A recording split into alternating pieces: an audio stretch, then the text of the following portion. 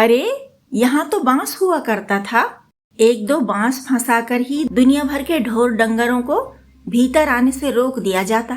बांस लगे हों तो चोर चकार भी नहीं घुसते।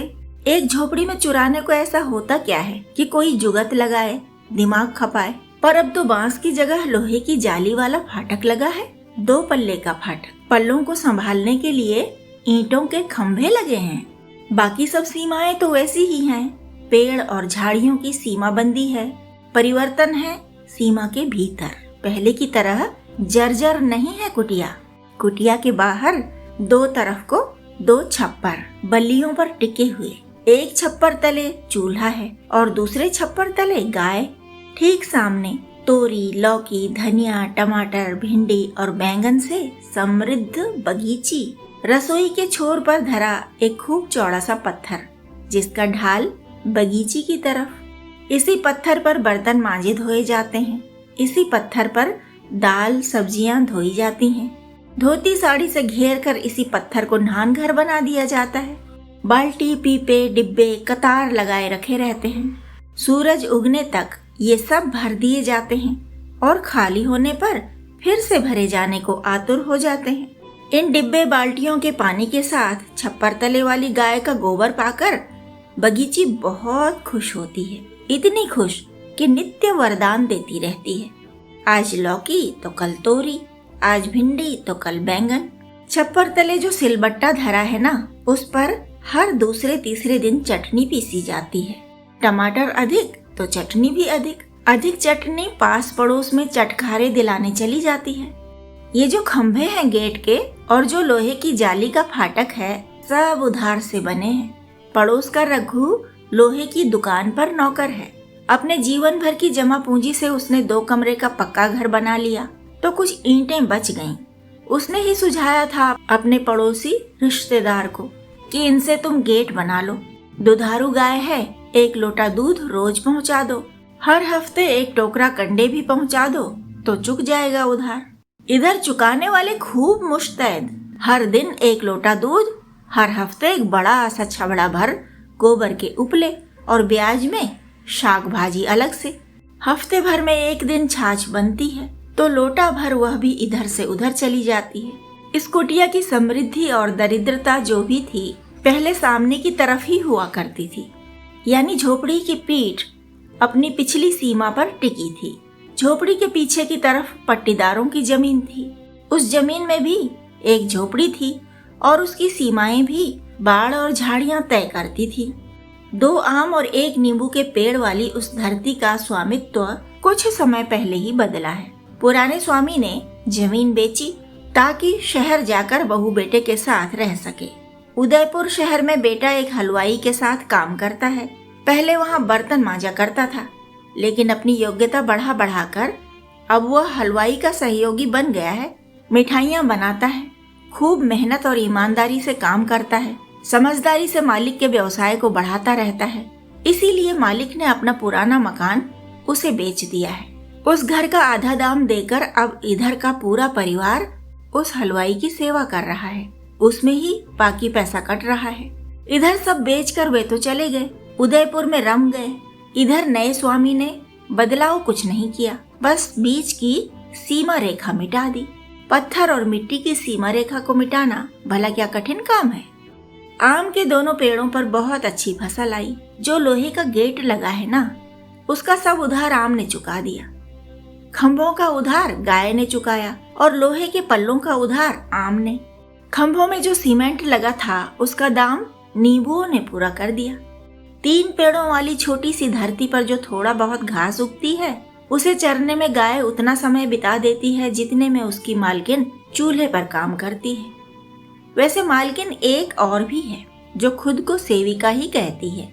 वह कंडे पाथती है और गाय की निगरानी भी करती रहती है, उतनी देर जब गाय को रस्सी खोलकर झोपड़ी के पिछवाड़े भेज दिया जाता है। उसका बछड़ा भी वहीं आसपास कूद फांद करता रहता है, चरना सीखता है और कभी कभी भरा पेट होने पर भी माँ के थन पर मुंह मार लेता है। तब उसे सेविका की घुड़की सुनाई देती है और वह मस्ती से हवा को दुलत्तियां मारते हुए दूर तक भागता चला जाता है। धूप बढ़ती है तो माँ बेटा पेड़ से बांध दिए जाते हैं। उनकी सेविका पानी की बाल्टियां उनके सामने रख जाती है। अपना पेट भरने से पहले वह बंधे हुए जंतुओं को रोटी खिलाती है। खाने के बाद जब सेविका बर्तन मांज रही होती, बूढ़ी मालकिन उन्हें भूसे में जूठन मिलाकर खिलाती है। खूब देर तक वह उन माँ बेटे को सहलाती रहती है और राम राम गाती रहती है। गाय अक्सर उसके हाथ और मुंह चाटा करती है। बुढ़िया आराम से बैठी रहती है और खूब देर बाद गाय की बाल्टी में ही हाथ मुंह धोकर अपनी झोपड़ी में चली जाती है। सेविका छप्पर तले की रसोई को चकाचक करके झोपड़ी के भीतर जाती है। छत पर जो धनिया सी टिकाई हुई हैं, उनमें फंसाई कुछ पन्नियां निकालती है और उन पन्नियों के भीतर से सुई, धागा, कपड़ा सब निकाल कर चटाई पर रखती है, फैलाती है। और फिर वे दोनों जनी, बूढ़ी और जवान, सुई धागे से कपड़े पर अपना हुनर टांकने लगती हैं। कंठ से भजन फूटते हैं, आंखें सुई पर होती हैं। वे दोनों तन्मय होकर अक्सर तब तक काम करती रहती हैं जब तक गाय के रंभाने की आवाज नहीं आती। बहुत देर तक उन्हें देखे बिना गाय का मन नहीं लगता। कभी कभी गाय को भूख या प्यास भी लग जाती है।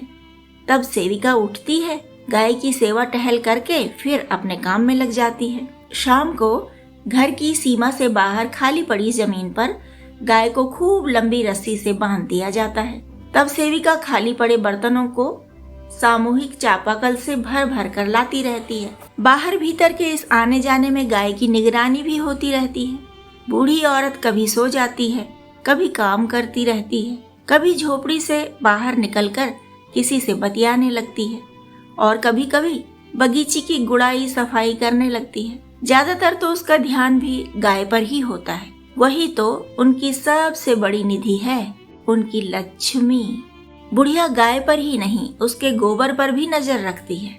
गोबर बटोर बटोर कर कंडे पाथ कर रख देती है। आखिर उन्हें कर्ज भी चुकाना है और चूल्हा भी जलाना है। पानी के सब बर्तन भरने के बाद सेविका थोड़ी देर गाय के आसपास कहीं बैठकर सुस्ता लेती है।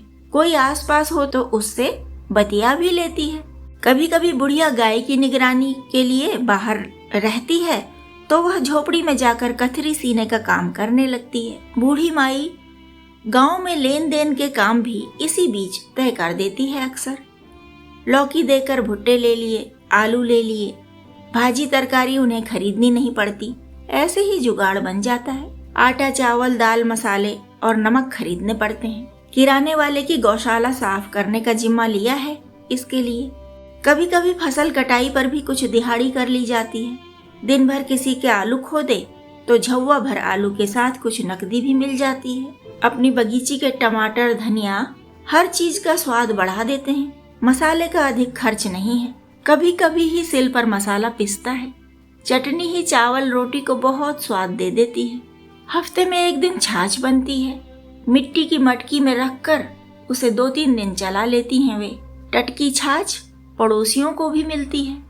जो घी तैयार होता है वह एक स्टील के डिब्बे में बड़ी सुरक्षा के साथ जमा किया जाता है। वह शहर भेजा जाता है अपने कमाऊ लोगों के लिए। कमाऊ लोगों के कारण ही कुटिया में गाय है। कमाऊ लोगों से ही ओढ़ना बिछाना मिलता है। हाथ में कुछ नकदी रहती है। आते हैं तो कुछ न कुछ जोड़ कर ही जाते हैं कुटिया में। उन्होंने ही भूमि को दुगना कर दिया है। उन्हीं के माध्यम से ज्ञान चक्षु खुले हैं। उन्हीं के माध्यम से राम नाम हृदय में और कंठ में समाया है। उन्हीं के माध्यम से जीवन सुरक्षित हुआ है, समृद्ध हुआ है। वरना क्या था बेचारी रुनकी के जीवन में? मार खा खा कर और भूख झेल झेल कर जर्जर हो गई थी उसकी काया। बस मरना ही मरना सूझता था उसे। कभी जीने की कोई राह न दिखाई देती थी। अपने ससुराल से भाग कर आई थी तो यहाँ बाल्य सखी नीलम ने रोक लिया उसे। अपनी माई के घर में मरणासन्न थी माई भी। नौकरी पर जाना था नीलम को। रुनकी के भरोसे छोड़ गई वह माई को। वरना काम छोड़कर यहाँ रहती माई के साथ तो काम कैसे चलता? उसका पति हीरा कमाता पर उससे 2 जगह का खर्चा कैसे चलता? वे 2 जन शहर में कमा रहे हैं। साल में 1-2 बार आ ही जाते हैं। साथ में लेकर आते हैं कुछ भेंट उपहार और भक्ति की धारा भी। सच में यह जो लोहे की जाली के फाटक वाली, विस्तार वाली, दूध फल संपन्न वाली भूमि है ना, उसकी लक्ष्मी राम रसायन से ही आई है। कहानी पसंद आई हो तो लाइक करें, सब्सक्राइब करें और दोस्तों के साथ शेयर करें। और हाँ, कमेंट करना और नोटिफिकेशन बेल दबाना ना भूलें।